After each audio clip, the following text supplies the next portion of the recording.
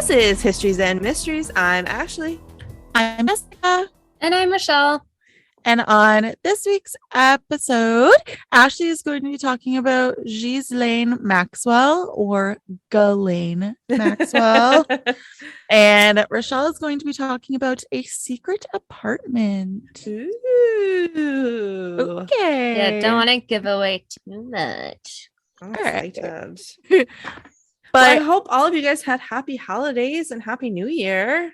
stole my thunder, Ashley. Oh, is that what you were going to say? Yeah. Sorry. I hope you all had a great holiday season, like Ashley said. We missed you. We did. And I don't know if many of you follow our Instagram, which you should if you don't, but we just uploaded our new logo. We finally got a Richelle on there, so she has been cartoonized. Woohoo! Finally. Yeah, so go check that out if you have a chance. But my story is super long, so I'm gonna get into it. Yeah, mine's not super long, so Perfect. good. So I actually watched a documentary on 2020 called Notorious. And then I got some more sources from Time Magazine, New York Times, and NBC News. And I want to preface this with saying that her name was pronounced 100 different ways during the course of this documentary. So I heard, Jessica, how did you say it? Ghislaine? Ghislaine. Okay. Yeah. So that's what I thought it was. And Richelle, that's what you thought it was too? Yeah. Yeah. So everybody in there called it Ghislaine or Ghislaine or Ghislaine. So it was all different ways, but her brother said Ghislaine. So I'm going to call her Ghislaine because I would assume her brother knows how to say her name. I would think. Her poor brother during this documentary, he seems like such a nice guy, and he's really fighting for her. He thinks she's completely innocent and that none of this is her doing. But I don't believe that. Yeah, you're probably right, Richelle. I'm just easily bamboozled by nice people. Like if they seem nice, I'm like, oh, he's probably nice. I don't know anything about this. I didn't know much about it either, except that I knew she was kind of intermingled with Jeffrey Epstein. But it's a interesting ride. Okay. Good luck. Nice. And I think, Jessica, I think you're going to really like the beginning of this. It's a little historical. So, Ooh, I love my history. There's no paranormal. Sorry, Richelle. Oh. There will be when she fucking dies and her ghost comes back to tell everybody. That's true. About it. Get paranormal in there where we can. And I also want to say that this goes into her background quite a bit, and I don't want him to come off as if I'm making excuses for her behavior, because there's absolutely no excuse for her behavior. But I do think the psychological aspects of it is pretty interesting. So, all right. Ghislaine was born on Christmas in 1961 France, and she was the 9th child to a filthy rich man.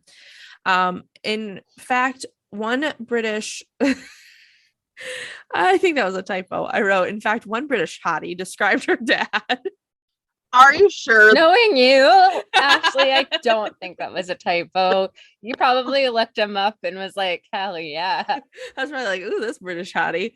One British hottie, we'll go with it, described her dad, Robert Maxwell, as one of the most powerful people in British public life in the 70s and 80s. He was a media mogul and owned several tabloids, a publishing house, and various other companies. Apparently he was pretty extravagant and pretty egotistical. Also not a very nice man. His son Ian said that being around him was difficult because he was difficult and demanding. So basically the British way of saying he was an asshole. Some interesting facts that have nothing to do with the story, but I thought they were very interesting, was that Robert was born super poor, one of 9 as well. They all slept in the same room and had to share shoes because they couldn't afford shoes for all the kids. He was born an Hasidic Jew. So when World War II broke out, a lot of his family were murdered in the Holocaust. That's awful. Yeah. He did fight in the war, but by the time he was 23, he had already changed his name 4 times. He also picked up a British accent, even though he's from Czechoslovakia. from a British officer that he fought with. So I think that's probably has to do with the lasting psychological effect of the Holocaust, right? Like he didn't want to have his Jewish heritage as much anymore. Oh, for sure. So anyway, Robert was the quintessential self-made man. He lived in a mansion, had lavish parties, and Ghislaine was at all of them. She was partying with the adults as a child.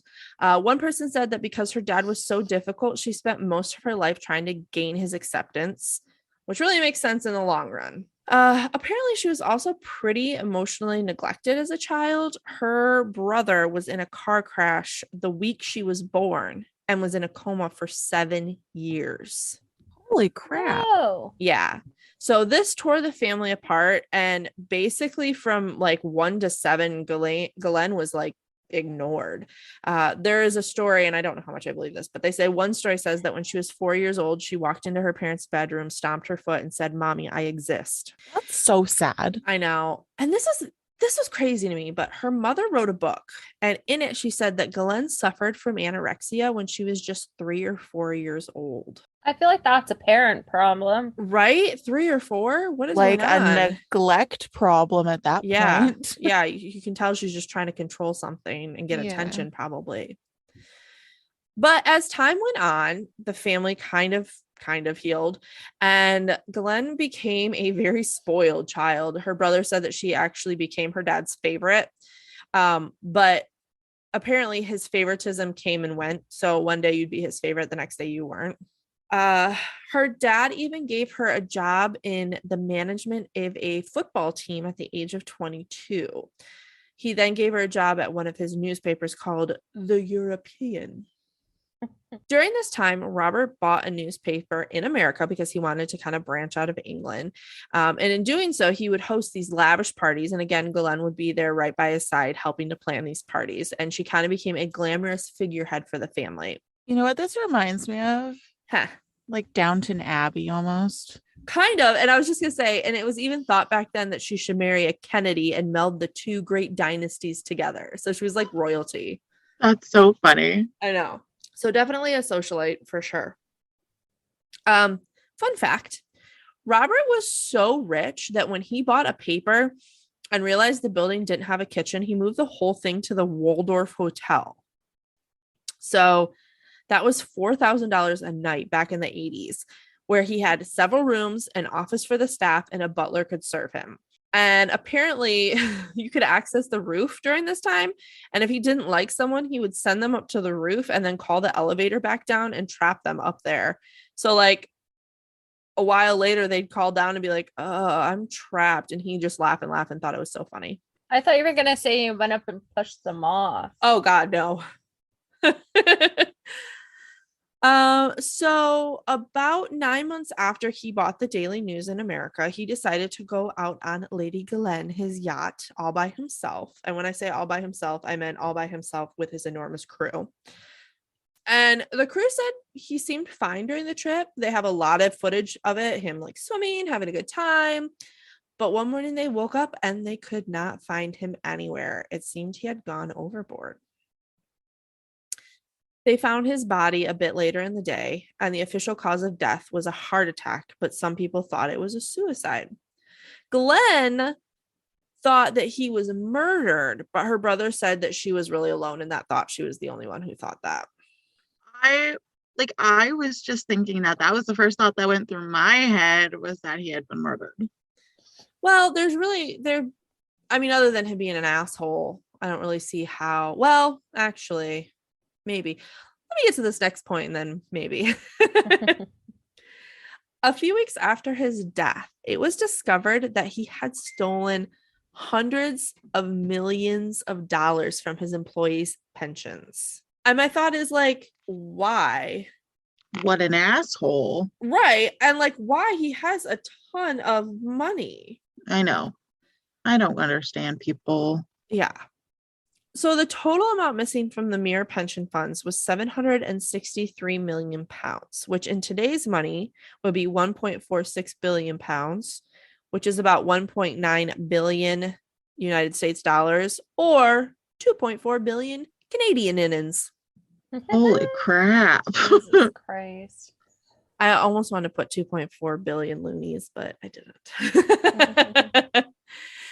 Two of his sons were actually tried for fraud in this whole case, but they were cleared of all charges. So like the whole family got wrapped up in this. And then because of this, all of their possessions were auctioned off, and it was a real embarrassment for the family. At this time, Ghislaine moved to New York City into a 1-bedroom apartment. And a friend said that he went to check on her and he found her just like surrounded by articles about her dad, just like surrounded. And in this time of need, when she's really upset and really floundering, and the one man whose acceptance she always craved was gone, she met Jeffrey Epstein. Dun, dun, dun. Ew. Yeah. What a perv. Yeah. It gets bad. I will trigger warning it, but it gets bad. So apparently Jeffrey was very similar to her dad. He had kind of started from nothing, built himself up. He was a math teacher that had some equation that got him to Wall Street, started working for a guy who owned the Limited, which owns Victoria's Secret, blah, blah, blah, blah, blah. And this is really weird, but in 1996, Jeffrey had a townhouse, and apparently Ghislaine was the lady of the house, and the house had like a receptionist. And I don't really get that, but I guess I'm just too poor to understand that. Their house had a receptionist? Yeah. Jesus Christ. That's weird. Yeah. Yeah. So, all right. So here's where shit gets bad. And I would like to say a trigger warning for child abuse and sexual abuse. So there is a lady named Maria Farmer. She was the receptionist of the townhouse. And one day Ghislaine was asking her about her family. And Maria was telling her about her sister who was still in high school and was ready to start looking at colleges. So Ghislaine said, hey, you should talk to Jeffrey about your sister Annie's education. And at the time they thought, okay, cool. Here's this like uber rich, uber connected guy that wants to talk to me about my education. So Epstein ended up inviting her to his ranch in New Mexico, under the guise that it was going to be a whole group of high achieving students all meeting together. Of course. And her mom even called Epstein, and he said that there would be 20 to 25 students. And when she asked who would be the chaperone, he said, Ghislaine. But as I'm sure you guys could guess, when she got there, there were no other kids. It was just her, Jeffrey, and Ghislaine. That's heinous. I hate that whole story. Yeah. So while they were there, Annie said she kind of saw Ghislaine as like a big sister. She would take Annie shopping and would tell her to pick out anything she wanted at this like natural food store. And Annie said it just felt like girl time. And what junior in high school wouldn't feel this way? Like this rich, super rich, uber cool socialite is hanging out with you like you're an adult. Like what teenager isn't going to eat that up, But inevitably things started to take a turn. Glenn told Annie that Jeffrey really liked to get foot rubs, so Annie should learn how. That's disgusting. Yeah. And she said it put up a red flag with her, but like it was just kind of like a red flag, like, well, that's kind of weird, but Ghislaine is saying it. It's not like he's asking for one, so it's kind of like odd, but she said she wasn't like panicked about it yet. And I think as a teenager, when you want someone, especially like a rich socialite, to like you and be in her group, you're probably going to explain away a lot of behaviors. So one thing that I thought was very interesting was that she said now she's an adult, obviously she's in her 30s. She said that they were very good at pushing boundaries, so that I didn't say, no, I'm not going to do this. I just felt uneasy about it, but did it still. And she had a weird memory, that she had was that they went to a movie in Santa Fe. And they were kind of like in the mall. It was like a movie theater attached to a mall. So they were kind of like in the mall waiting to go see the movie, and Ghislaine and Jeffrey were joking around that they were going to pull each other's pants down. She said they weren't like joking with her about it. It was just between the two of them, but she thought it was really weird. Why would you joke about that in a public place? As adults. Yeah. With a teenager with you. She said when they went to the movie, Jeffrey sat by her and started like holding her hand and caressing her and touching her leg.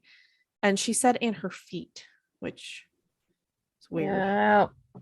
Ew, hate it. Hate Yeah.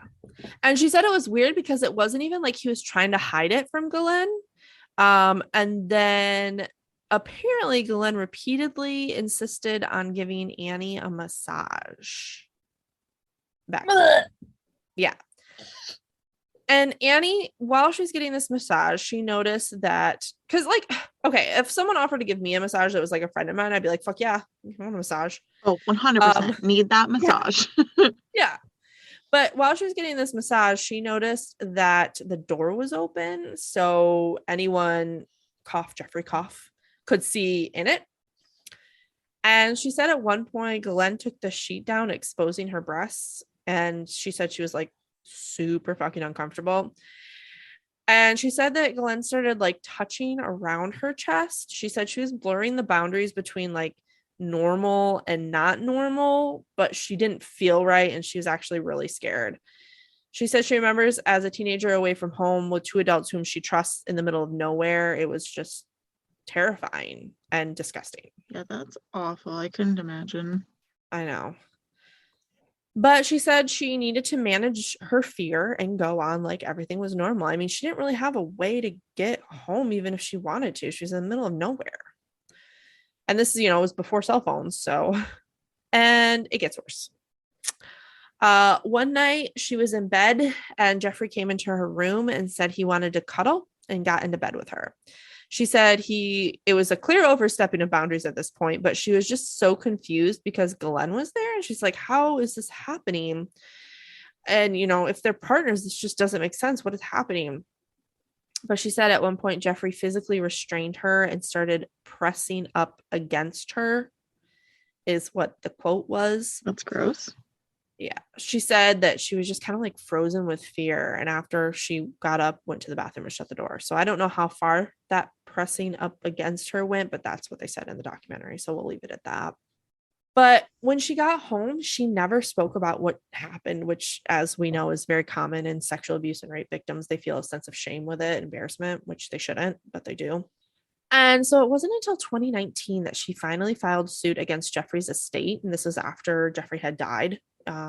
And so she had to file it against his estate, and she filed it against Ghislaine Maxwell. She did eventually accept a settlement from the Jeffrey Epstein Compensation Fund. Ew, why would you need a compensation fund? Right.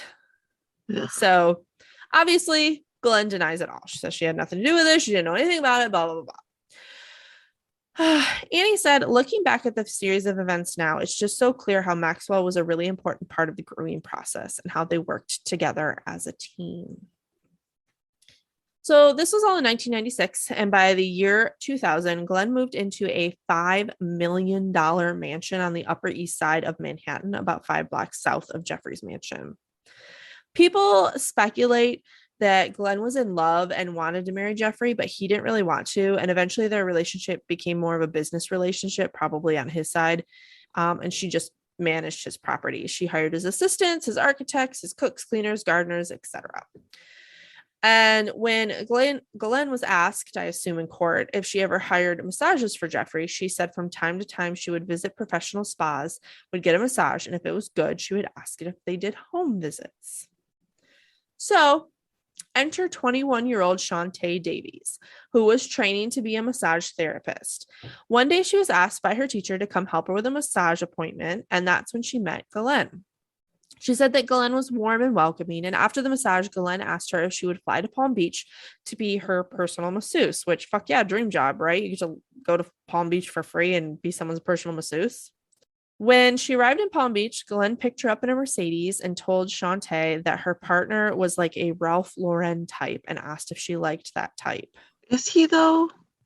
Right? When they arrived at the house, Ghislaine turned to her and said, just do whatever he likes and you won't have a problem.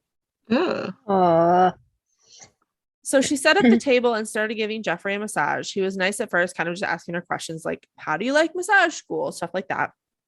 But then, in the massage, when you flip over, he asked if she minded if he touched himself. Ew. She said she just froze and like didn't know what to do and was like, sure. Yuck. So for this next one, I'd like to say keep an open mind, because we don't know what we would do in this situation. But Shantae did continue to travel with them from time to time as their masseuse, and she said that Jeffrey had sexually abused her on many occasions. She explained in the interview that she was taught from a young age to accept abuse. And she said it became a situation where she just got like deeper and deeper and didn't know how to get out.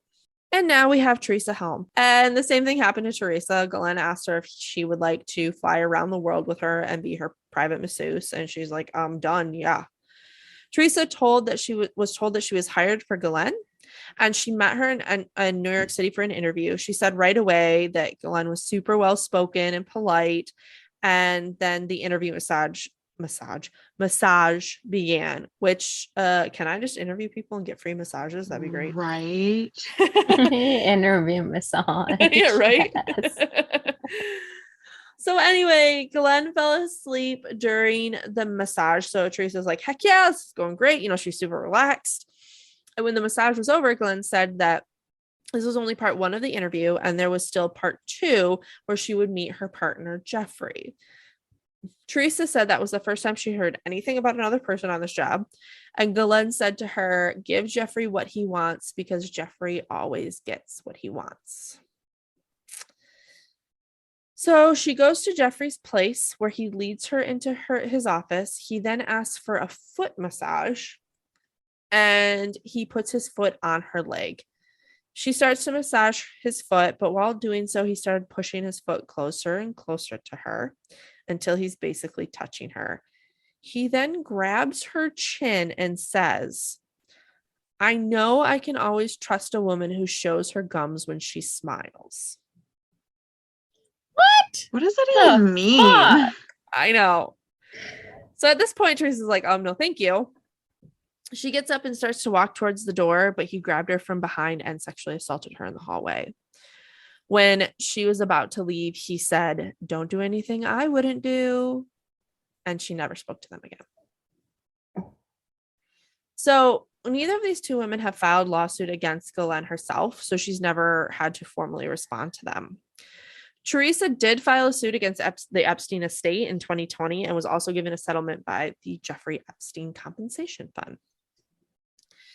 And now I don't know if the documentary did this on purpose, but when they were talking about Ghislaine and how she was like everywhere rubbing elbows with everyone, the people that they kept showing pictures of were all people that had been wrapped up in sex scandals. So they named like Kevin Spacey, Donald Trump, Bill Clinton, all that kind of stuff. And I just kind of giggled at that. I was like, oh, wild. I see what you did there, documentary. Mm-hmm. All right. So how did this all blow up? Because obviously this was all very hush hush behind the scenes. The first accusation that people listened to was in 2005 when a 14-year-old girl in Palm Beach said that she went to Jeffrey's house to give him a massage and sexual contact had occurred. Because of her accusation, the police started to actually investigate into Jeffrey Epstein. They found several victims and brought them all in for an interview. One girl was asked if he would offer her more money to do more things. And she said, yeah, I'd get $100 more if I just took my shirt off. And they all had the same exact story. They would go to the house and then they would be led to the kitchen where they were led upstairs to his bedroom. Jeffrey would come in a towel. They would rub his back or feet for a bit. Then he would turn over nude and proceed to sexually assault them. They were all recruited by either an older lady, who at this time they don't know who it is, or by someone who had already been a victim. And I saw a different documentary on this a while ago, like when the whole Jeffrey Epstein thing blew up. And basically he would tell girls that he would give them an extra $100 if they brought more girls to him. That's grotesque. Yeah. So he basically had this like underage sex ring. So, now Ghislaine said that at this point she was rarely in Florida and that her role in Jeffrey's life had been very much reduced. And at this point, investigators found no evidence that Ghislaine was involved in this. So in 2006, Jeffrey, who was 53 at the time, was arrested in Palm Beach. One count of solicitation of prostitution with no mention of minors or anything. That's all he was charged with. Are you kidding me? And I don't know why, but it just like it seems a lot creepier when it's an older dude doing this. Yeah. It's also why, like, I don't get why people want to debate so much if Jeffrey Epstein actually killed himself or if he was murdered. Like, who the fuck cares? Right? He's dead. That's a great point, Richelle. Spoiler alert. Oh, you haven't seen all the memes about Jeffrey Epstein didn't kill himself? No, I didn't even know he was dead. Oh, sorry. So even the Palm Beach police were pissed about this and pissed that the prosecution only came with one charge because they found like multiple victims.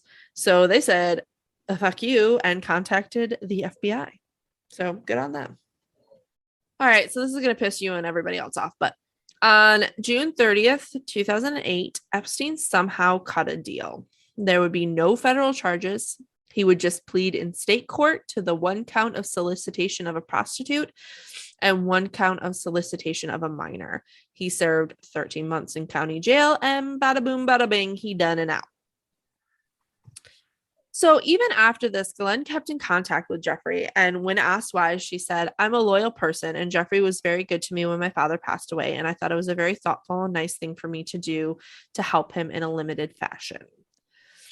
So at this point, the victims are pissed, right? And rightly so. So they file a bunch of civil lawsuits.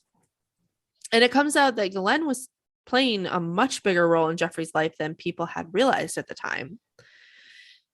And in summer of 2009, a lady named Virginia Roberts filed a lawsuit, but she used a pseudonym of Jane Doe 102 because she didn't want her identity to be known at the time.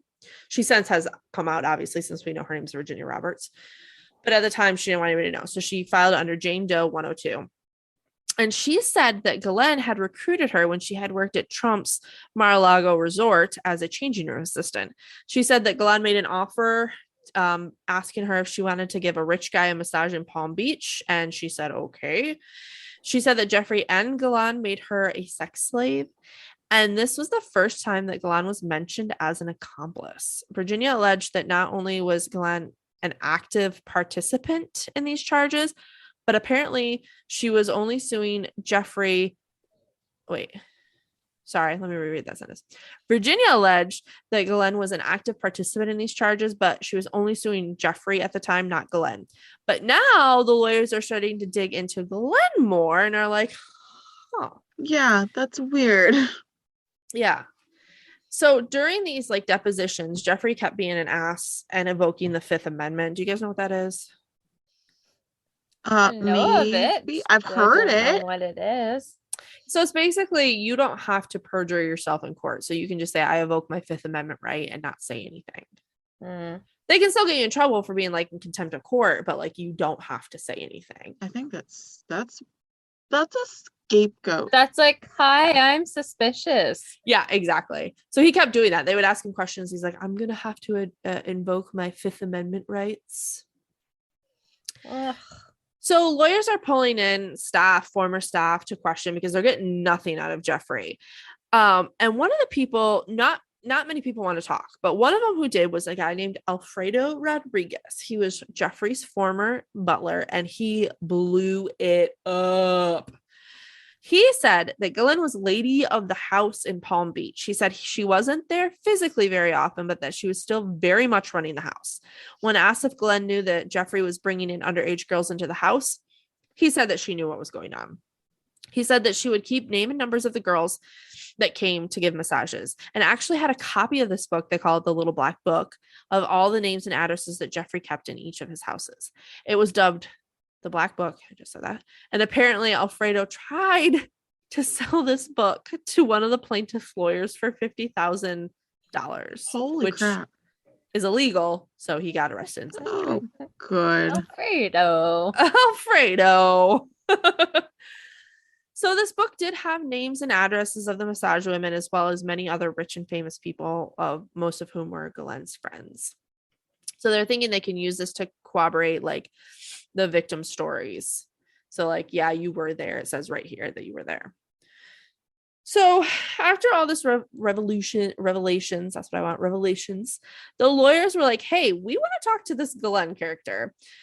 And the night before she was supposed to interview, she had her lawyer call and said she couldn't come to the interview because she had to fly home to be with her mother and she was never coming back to America.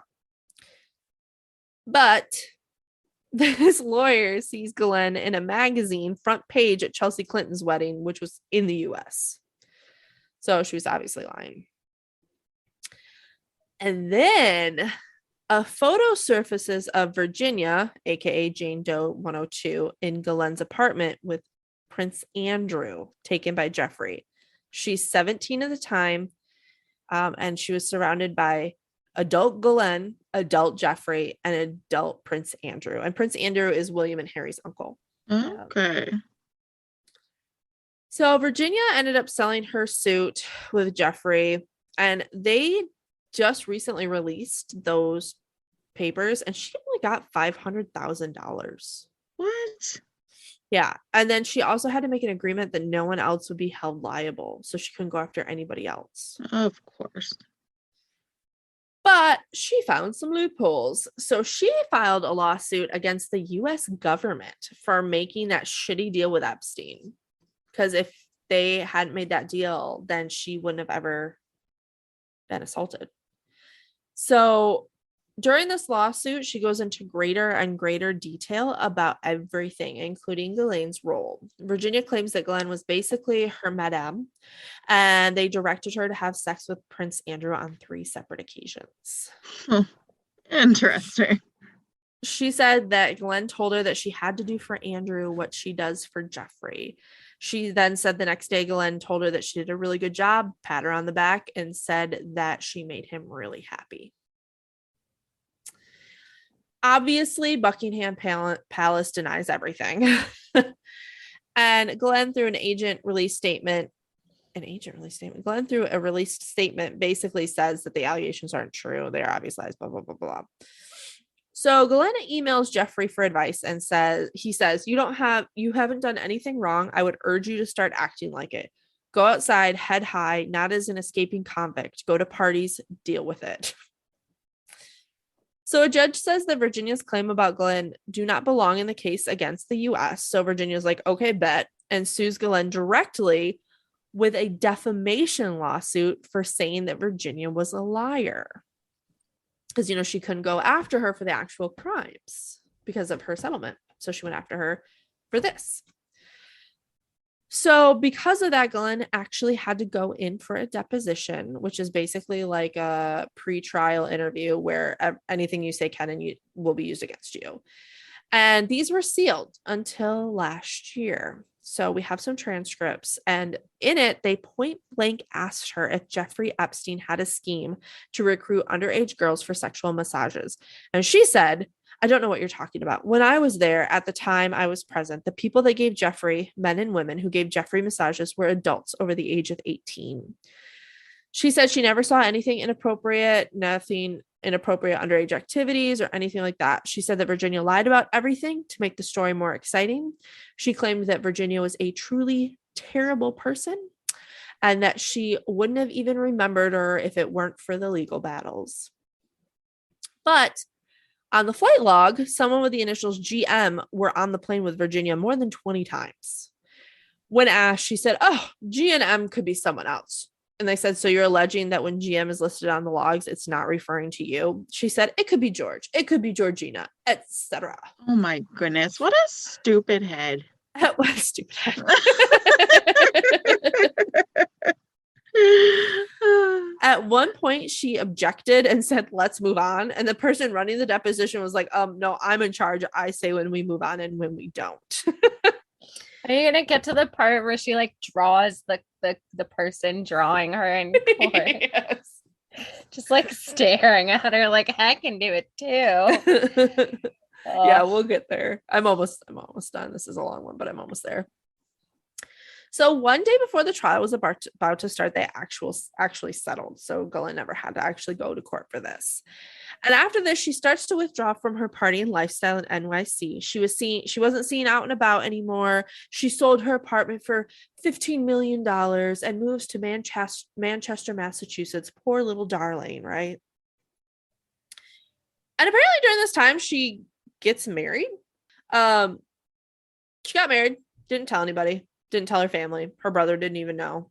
And then Jeffrey is arrested and shit hits the fan. So this was the big arrest for Jeffrey Epstein when he finally got arrested and charged with all these sexual assault cases and when he died in jail.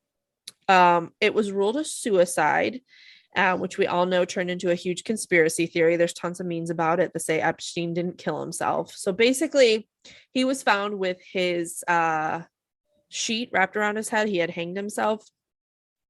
And a lot of people say, well, how did he hang himself? He was in prison. Like, there's guards watching him. Like, how did this happen? Okay, after working in a non-active prison, but like being around the correctional system. Yeah.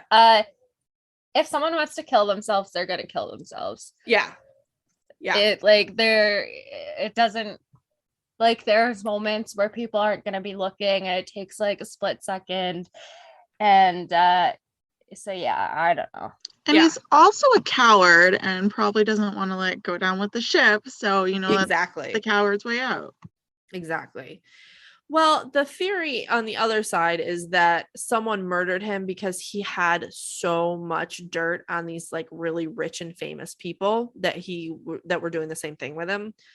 And apparently his family hired like their own medical examiner who said that he thinks the strangulation was actually homicide, not suicide, and it opened up this whole thing.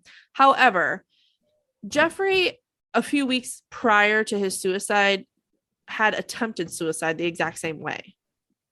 And so they held him for like only 31 hours before they let him go. And he told a psychologist, like, why would I ever try and kill myself? I have a great life. Like, just being really sarcastic. So take with it what you will. Conspiracy theories run amok, whatever you wish. But either way, he did, as Richelle said. Yep. So even after Jeffrey died, the victims were allowed to give victim impact statements, and Ghislaine's name kept coming up in each statement. But Ghislaine sort of disappears. Nobody can find her. And the FBI had kind of been keeping track of her. So they were able to finally hunt her down in a small town called Bradford in central New Hampshire. And one of the prosecutors said that she slithered away to Bradford. Oh my goodness. So apparently they found her when they like went into her house. She ran to an interior room. She had a cell phone wrapped in tin foil. So like thinking they couldn't track her that way or whatever. But anyway, yeah. Oh my God, what a stupidness. I know. Oh, I like that you used my word. And there were 4 victims that came forward, but only Annie, the girl who they brought to that New Mexican ranch, came forward with her identity. The other 3 wanted to remain anonymous. And thanks to New York Times, this is what she was charged with. 1 count of enticement of a minor to travel to engage in illegal sex acts. 1 count of transportation of a minor with intent to engage in illegal sex acts, 1 count of sex trafficking of a minor, and 3 counts of conspiracy, which are related to the other counts. She was also charged with 2 counts of perjury from her deposition, because remember when she's like, I don't want to talk about that, let's move on, and I never saw anything inappropriate. Well, she lied, so now she perjured herself. Wonderful. So she obviously pled not guilty. And as Richelle said in the court, you know how they always have a court illustrator? Apparently, Ghislaine was staring at the illustrator, drawing the illustrator as the illustrator was drawing her. That's so funny. What a fucking idiot. Like the drawings are hilarious. They are. You have to look them up. They're really like good. Inception. Yeah. So during this time, a dozen friends and family wrote to the court in favor of Ghislaine getting bail. Even Trump wished her well in one of his press meetings because he was president at the time. Barf.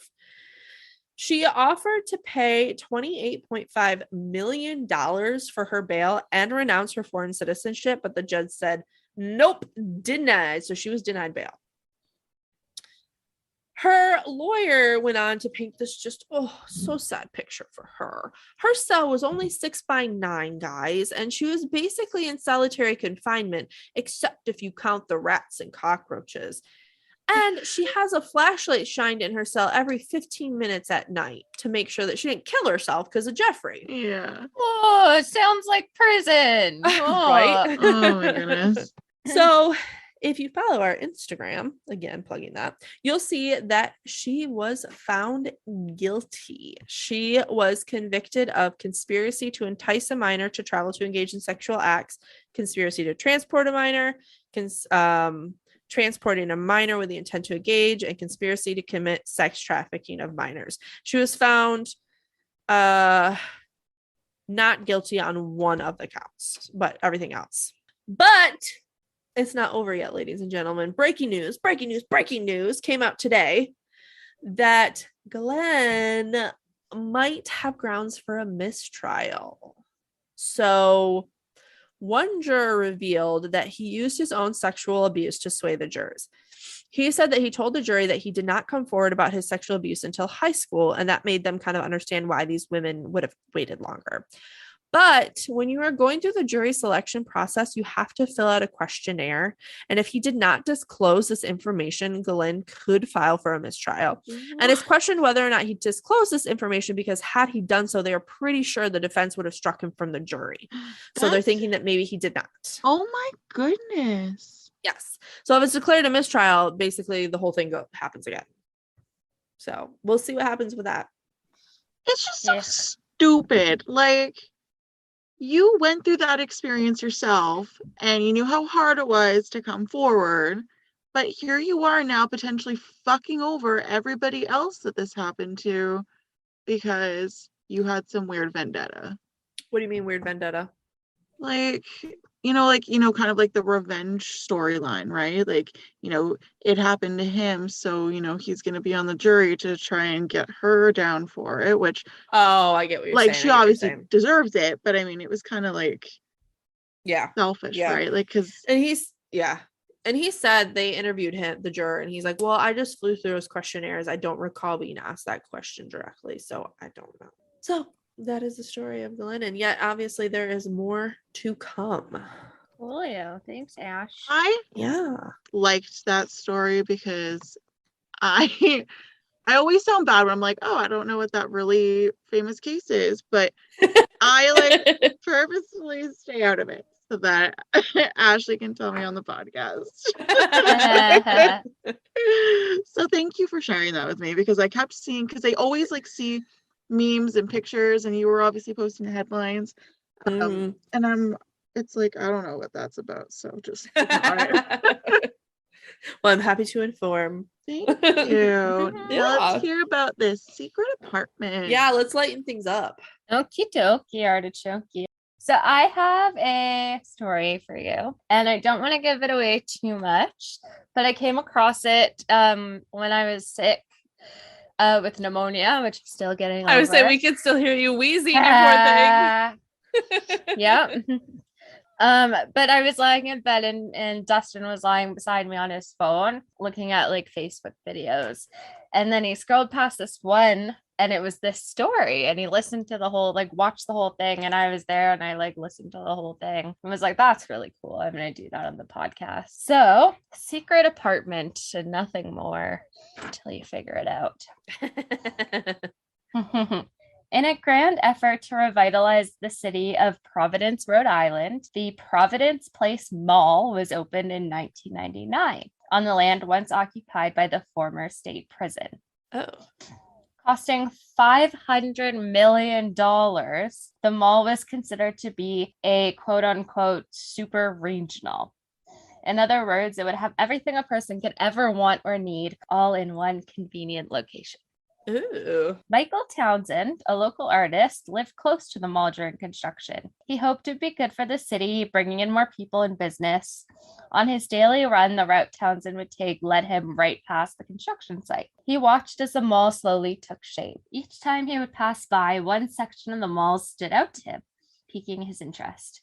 Although there was a chaos of construction engulfing most of the site, there was one spot that seemed quiet and untouched, like nothing had been going on. Staring at the spot's two oddly placed walls, Townsend thought, why isn't that just one wall? Why would you build two walls with enough space to squeeze through them? The gap in the walls led to an unusual empty space a few stories up, but it didn't look like it would be storage or parking or something along those lines.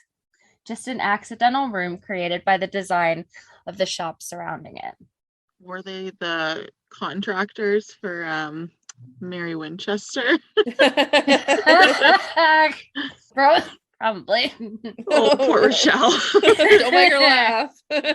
When developers came to Providence a few years later looking to expand even further, Townsend found himself with a bit of a housing dilemma. In a historic neighborhood, Townsend was living with a group of artists in Fort Thunder, a building they called home. The problem was it was located at the exact spot chosen. Oh my God.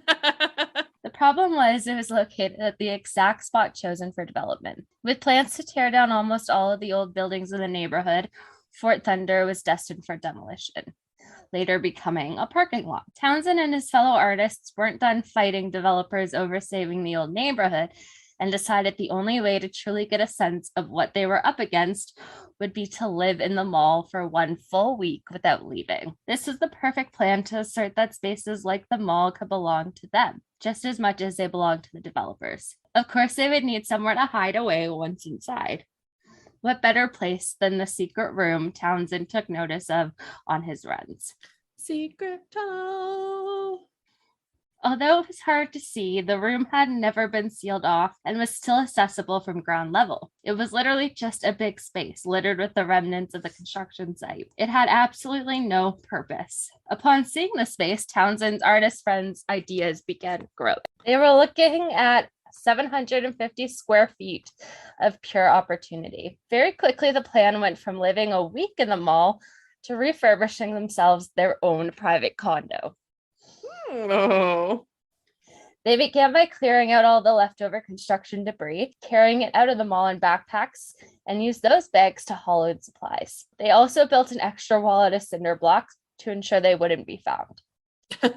Most of the decor was bought from the mall, except the couch and china hutch they carried in, disguised by the hustle and bustle of shoppers constantly coming and going. It didn't take long before the friends would live for weeks at a time in their new secret abode. Without knowing, the mall developers built the perfect refuge for the people whose home they destroyed. Then one day, it all came crumbling down. Oh no. Good things must come to an end. Oh.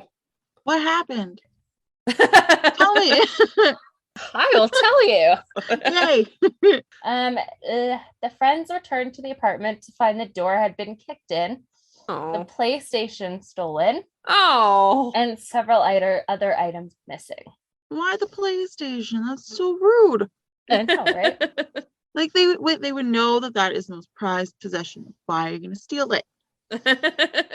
Their cover had been blown, but by who? It was time to make some necessary changes to avoid being caught. Going forward, they would only stay at night and were very adamant that they wouldn't ever tell anyone else about their secret. But it would seem that Townsend himself would have trouble sticking to the rules. That'd be me. He hosted a visiting artist from Hong Kong, and as she was leaving town, he thought she might appreciate seeing the space. He took her on the grand tour of their unusual home. As they were about to leave, they heard the distinct sound of a walkie-talkie on the other side of the door. Oh no. They were about to be caught red-handed. It sounds like a horror movie. Ugh, I hate it. Things in walls, gross. Little doors, gross. It was two mall security guards who had been behind the earlier break-in, hoping to identify the tenants through the personal items that they had taken. Townsend had fucked up big time. The visiting artist was dismissed, but Townsend was sent to court. Although there were a number of offenses brought forth, the judge was quite impressed with the audacity of the friends to live in a secret apartment. So Townsend was sent on his way with only a simple misdemeanor for trespassing. Nice. I love it. Unfortunately, Oh. Townsend was also handed a slip of paper from mall security banning him from ever entering the mall again. Oh. It's been years since the secret apartment was busted, but Townsend still lives near the mall, although he can now only admire it from afar. Oh my And God. then I wanted to read a little blurb from his blog. Okay. So this is on chummerkind.com. So Chummerkind is his like art group. So it says, I watched every beam of the mall as it was raised. During its construction, I identified the 750 square foot space that the apartment currently occupies. The space was used to store materials during the mall's construction and remained classifiably underutilized and abandoned once the mall opened. During the Christmas season of 2003-2004, this is funny. This is like irony at its best. Radio ads for the Providence Place Mall featured an enthusiastic female voice talking about how great it would be if you could live at the mall. Oh, that's not creepy. It's like Furby. The central theme of the ads is that the mall not only provided a rich shopping experience, but also had all of the things that they would need to survive and lead a healthy life. Of course. This, along with a wide variety of theoretical musings about my relationship to the mall as a citizen and public artist, provided the final catalyst for making the apartment. From those Christmas seasons to the present, I have spent the time to quietly create the space and occupy it from time to time. I cannot emphasize enough that the entire endeavor was done out of a compassion to understand the mall more and life as a shopper. It had been my utmost priority not to disrupt the security forces working at the mall, and I have gone to great lengths to make sure that my project did not interfere with their work. Plans to finish the kitchen, install the wood flooring, add a second bedroom, and replace the outdated cutlery. Just the cutlery? Sorry. My favorite is the wooden floors. Yeah. A second bedroom. Were put on permanent hold recently as I was apprehended leaving the apartment. The security personnel who took care of the situation did so in a fluid and professional manner. That's nice. I admit to being caught off guard after 4 years and apologize for not being as forthcoming immediately with information regarding my work. And then he writes, "Thank you, mall. I have grown exponentially from having this opportunity, and it's been a major and most valuable part of my life and imagination. In the future, I hope to share some of my experiences and observations with a wider audience and can only say that living in the mall is great. I am saddened that I'm not allowed to ever return to the mall again, but I understand. The mall made me think very carefully about what we buy."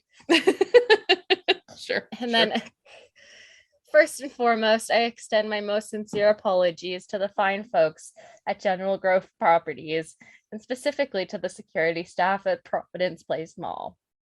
I have always firmly believed that you do an incredible job and have remained professional and consistent. The apartment was never designed in any way, shape, or form to undermine the great work that you do. I recognize that it exists far outside the spectrum of expectation, and as such, no fair, discriminatory, or level-headed staff person would have expected something like this to occur. It's true. It is important to me that you know I have a great deal of respect for the work you do, and I am very sorry that I wasted some of your valuable time today. This project is in no way a critique on security or what defines safety in contemporary society. In addition, my thanks goes out to the Providence Police Department for being a model of civility, fairness, good humor, and professionalism. Again, I am embarrassed that I chewed up so much of your time in the steps necessary to help assess what transpired. I generally appreciate the honest and straightforward candor of all of those I have met. I want you to know that I really admire the manner in which you handled this peculiar case." That's so funny. And then there's a second blurb. This is something I have to share. The apartment in the mall was never intended to be specifically an art piece. It was a home, an escape, an oasis away from a significant task that was consuming my life at the time. During the 4 years that we were building and living in the mall, I still can't believe it was 4 years. I can't either. My days were consumed by the creation of a memorial for all those who lost their lives at the World Trade Center. Oh, that's sad. Starting the week after September 11th, we began drawing the portraits of every single fireman and airline passenger on the buildings of Manhattan, life-size with tape.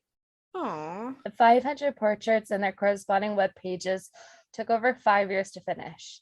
It involved over 30,000 hours of computer time making the website and was completely unfunded. And upon its completion for the 5th anniversary, we did everything we could to try to let the families know we had spent so much time with their loved ones and to share the Hope Project with them. Sadly, our efforts to let people know failed. The whole endeavor was too complicated, had taken too long. Since the drawings are temporary, there remained no physical evidence of our work. Oh. I only mention this because we have been receiving phone calls from relatives, spouses, and friends of the people at the World Trade Center disaster who we had spent the time to remember. These calls have been emotional, enthusiastic, and moving.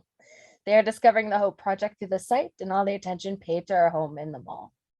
I find it wonderfully odd that the very thing we used to find solace, excitement, and a place to rest away from the project, that is the very thing that is leading them to it. Aw, that's cute. If you know a loved one, friend, or acquaintance who is deeply moved or affected by a loss at the World Trade Center, please tell them about the Hope Project. It was created as an act of remembrance and a celebration of their lives. We are very sorry it took us so long to finish and that we failed to share successfully earlier. But from the phone calls, I have learned that the efforts are appreciated and that it still has some resonance. Frequently asked questions.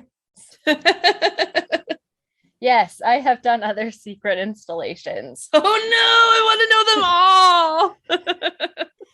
Yes, our group has undertaken other massive projects. No, I am not homeless. Yes, I have a job. And that's the story of the secret apartment. Oh my God, I love it so much. That's fucking amazing. That's so funny. I like that the judge was like, those fucking kids, I can't believe you did that. That's Yeah, cool. that's, I mean, you have to, right? That's too funny. Yeah. 4 years. Yeah, that's And the fact that crazy. they were just carrying couches and shit like in the broad daylight and nobody thought twice about it. They're The just like, mall oh, was- it's the mall. Yeah. yeah. Gonna go all willy-nilly. Oh, I love it. Oh my gosh. Well, that was a great end note, but I do have a joke. Oh, I have some pulled too. Okay. I just have one. All right. Why should you always knock on a refrigerator before you open it? Oh, you sent this one to me. I'm not gonna answer. Wait, hold on. Give me a minute. Why should you always knock on a refrigerator before opening it? Yeah. So you don't, I don't know. Because there could be salad dressing.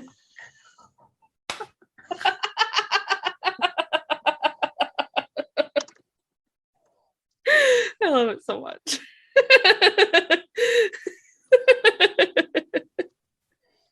Okay. Oh, do you need me now for a joke? Okay. Yeah. Sorry.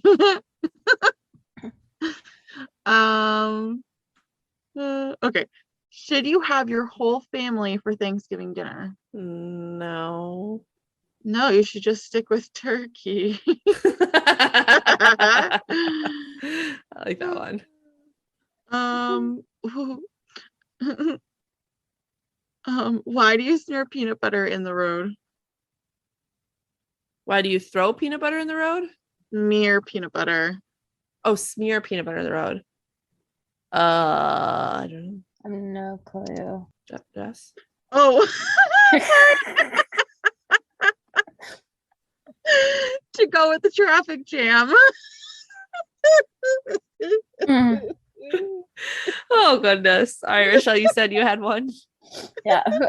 Whoever invented knock knock jokes should get a Nobel Prize. That's funny. I like that one. Okay. Well, thanks for joining us, everyone. And if you want more of our lovely voices, you can find us on Facebook and Instagram, Histories and Mysteries Podcast, and our website, historiesandmysteries.ca. And if you want to rate and review us, you can rate us on Spotify now. Yay! So that's super exciting. And you should all go rate us 5 stars. And you can also rate and review us on Apple Podcasts and Yay! hopefully more places soon. Yeah, and tell us if you ever had a secret spot. Ooh. I had a Not friend when I was really. younger who, like, in her dad's closet was like a little hole, and when you go into the hole, there was like a little room in there. Oh, that's cute. I like that. Fun. Yeah. Aw. Well, we look forward to bringing you two Moo. more stories next week. Bye.